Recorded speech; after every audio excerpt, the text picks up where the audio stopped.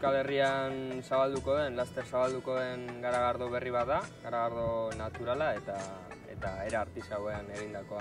Horrek esan nahi du azken finean pasteurizatu barik egiten dela, modu tradizionalean egiten dela, aditibo eta gehigarririk gabe egiten dena, eta azken finean inguru girorako eta osasunerako eragin negatibo gutxiago daukan garagardoa. Lehendabizi merkaturatuko duguna izango da garagardo horiska bat, freskagarri bat, pilsen motakoa, eta ohiko kupeletan banatuko duguna, tabernetan, txosnetan, eta herri eta auzo ezberdinetan salgai egongo den. Lehen gaia edukiko du Euskal Herrikoa, zuzen ere Nafarroatik gehiengoa, eta gainera Euskal Herrian egina izango da.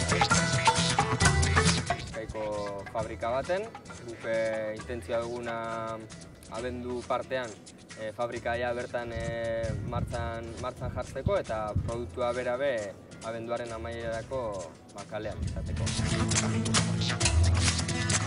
7 gazte ekintzaile gara, bere momentuan hasi ginena garagardoarekin hartu emanean eta garagardo ekoizpen txikian.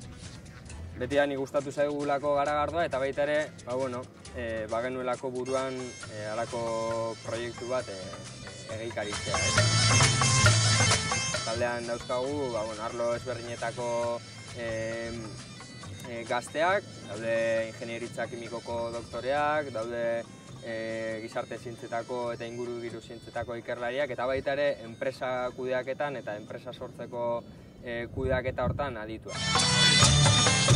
Proiektuan dagoeneko 100 herritar, elkarte, tabernari eta konpartza baino gehiago parte hartu dute, hau da, finantziazioan modu ezberdinetan parte hartu dute, eta denen artean proiektua bera gorpuzten ari gara, eta etorkizunen ere eurekin batera elkarlanean arituko gara.